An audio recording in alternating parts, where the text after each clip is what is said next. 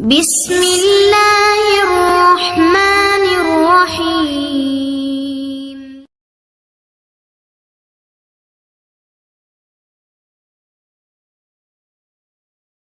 الحمد لله رب العالمين والصلاة والسلام على رسوله الكريم نبينا محمد وعلى آله وأصحابه أجمعين أما بعد. கண்ணியமிக்க சகோதர சகோதரிகளே, இந்த பதிவில் நாம் இன்ஷா அல்லாஹ் கடன் என்கிற சுமையை விட்டு விடுபட, கடனுடைய சுமை நீங்க நபிகள் நாயகம் ஸல்லல்லாஹு அலைஹி வஸல்லம் அவர்கள் கற்றுக் கொடுத்த ஒரு அழகான ஒரு துவாவை, பிரார்த்தனையை பார்க்க போகிறோம். அன்பானவர்களே,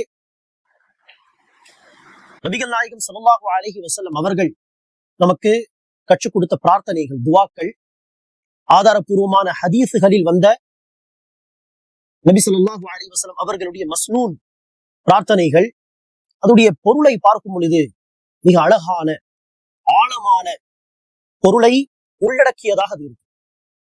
ஒரு மனிதனுக்கு இம்மையிலும் மறுமையிலும் என்னென்ன நன்மைகள் தேவையோ, ஒரு மனிதனுக்கு இம்மையிலும் மறுமையிலும் எந்தெந்த தீங்கு தீமையை விட்டு பாதுகாப்பு கிடைப்பது அவசியமோ, அதை எப்படி அல்லாஹ்விடத்தில் கேட்பது, நன்மையாக இருந்தால் எப்படி அல்லாஹ்விடத்தில் கேட்பது, தீமையை விட்டு பாதுகாப்பாக இருந்தால் எப்படி அதை அல்லாஹ்விடத்தில் தேடுவது என்பதை அழகான முறையில் நபிகள் நாயகம் ஸல்லல்லாஹு அலைஹி வஸல்லம் அவர்கள் நமக்கு காட்டி தந்திருக்கிறார். அந்த வகையில் கடன் என்பது, கடனுடைய சுமை என்பது மனிதனுடைய வாழ்க்கையில் மன உளைச்சலை ஏற்படுத்தக்கூடிய ஒரு விஷயம்.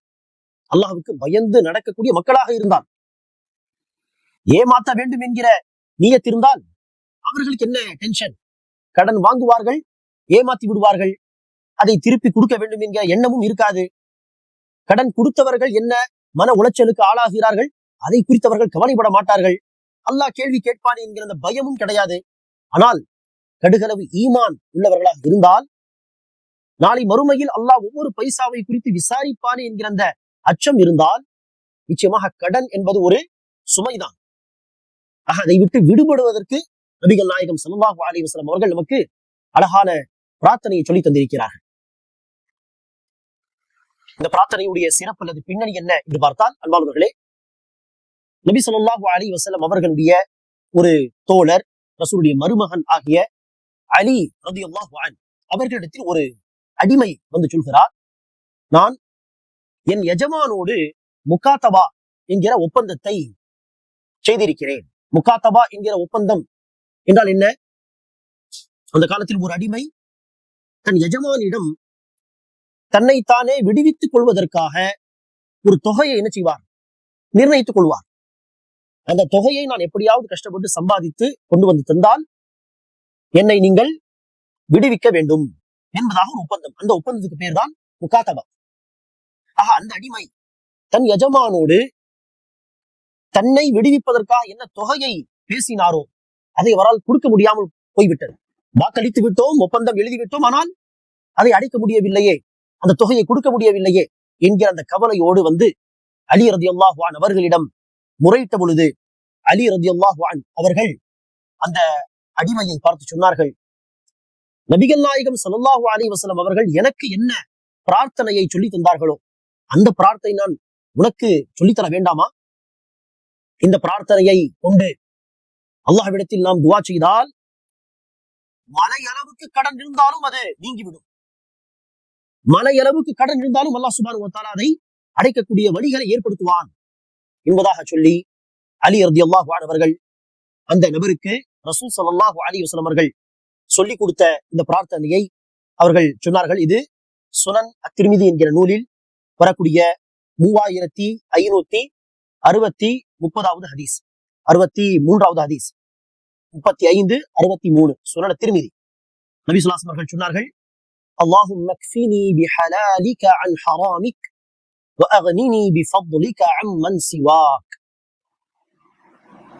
அல்லாஹும்ம க்ஃபினி பிஹலாலிக அன் ஹராமிக் வ அக்னினி பிஃضلிக அம்மன் சிவாக். اللهم اكفني بحلالك عن حرامك وأغنني بفضلك عمن سواك اللهم اكفني بحلالك عن حرامك وأغنني بفضلك عمن سواك. என்ன அர்த்தம் இந்த பிரார்த்தனையுடைய பொருள் என்ன? اللهم اكفني بحلالك عن حرامك. யா அல்லாஹ், அல்லாஹும்ம என்று சொன்னால் அல்லாவே, யா அல்லாஹ் என்று பொருள். யா அல்லாஹ், இக்ஃபினி பிஹலாலிக அன் ஹராமிக், நீ அனுமதித்த ஹலாலான விஷயங்களை கொண்டு நீ தடுத்த ஹராமான விஷயங்களை விட்டு என்னை பாதுகாத்து விடு. நீ எனக்கு போதுமானவனாக ஆகிவிடு.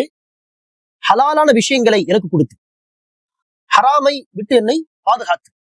அல்லாஹும்ம இக்ஃபினி பிஹலாலிக அன் ஹராமிக் வஅக்னினி பிஃபضلிக அம்மன் சிவாக். உன்னை தவிர யாரெல்லாம் இருக்கிறார்களோ இந்த படைப்பினங்கள், அவர்களிடம் இருந்து என்னை தேவையற்றவனாக ஆக்கிவிடு.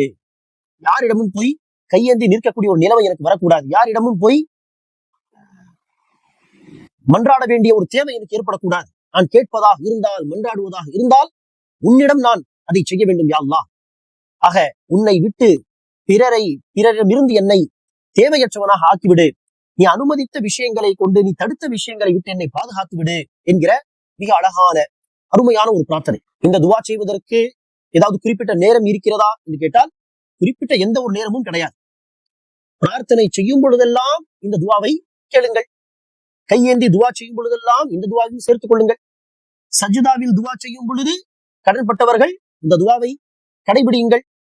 தஷஹுதிலே சலாம் கொடுப்பதற்கு முன்பாக துவா கபூல் ஆகக்கூடிய நேரம், அந்த நேரத்தில் இந்த துவாவை ஓதுங்கள். ஆக இந்த துவா செய்வதற்கு, இந்த பிரார்த்தனை கேட்பதற்கு குறிப்பிட்ட எந்த நேரமும் கிடையாது.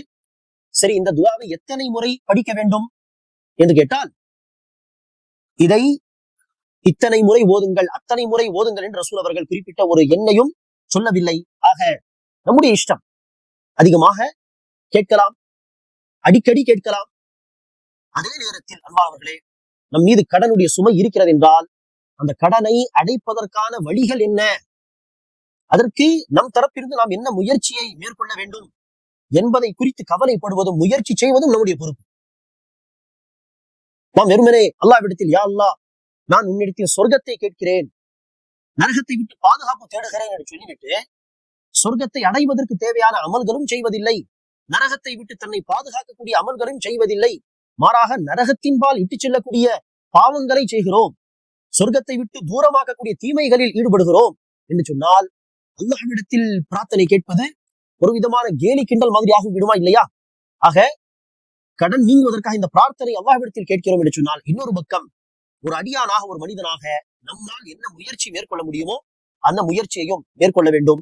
ஆக கடன் நீங்க சிறப்பு மிக்க இந்த துவாவை நாம், குறிப்பாக கடன்பட்டவர்கள், கடனுடைய சுமை உள்ளவர்கள் இதை மனப்பாடம் செய்து தன்னுடைய துவாவில் அவசியம் சேர்த்துக் கொள்ள வேண்டும். அல்லாஹும்ம அக்ஃபினி பிஹலாலிக அன் ஹராமிக் வஅக்னினி பிஃபضلிக அம்மன் சிவாக். அல்லாஹும்ம அக்ஃபினி பிஹலாலிக அன் ஹராமிக் வஅக்னினி பிஃபضلிக அம்மன் சிவாக். அல்லாஹ்வே, நீ அனுமதித்த ஹலாலான விஷயங்களை கொண்டு நீ தடுத்த ஹராமை விட்டு என்னை பாதுகாத்து விடு. உன்னை தவிர பிறரிடம் இருந்து என்னை தேவையற்றவனாக ஆக்கிவிடு. அல்லாஹ் சுப்ஹானஹு வ தஆலா யாருக்கெல்லாம் கடன் இருக்கிறதோ அவர்களுக்கு அந்த கடன் அடைப்பதற்கான வழிகளை அல்லாஹ் சுப்ஹானஹு வ தஆலா ஏற்படுத்தி தருவானாக. கடனுடைய சுமையை விட்டு அல்லாஹ் சுப்ஹானஹு வ தஆலா ஒவ்வொருவரையும் பாதுகாப்பானாக. அஸ்ஸலாமு அலைக்கும் வரஹ்மத்துல்லாஹி வ பரகாத்துஹு.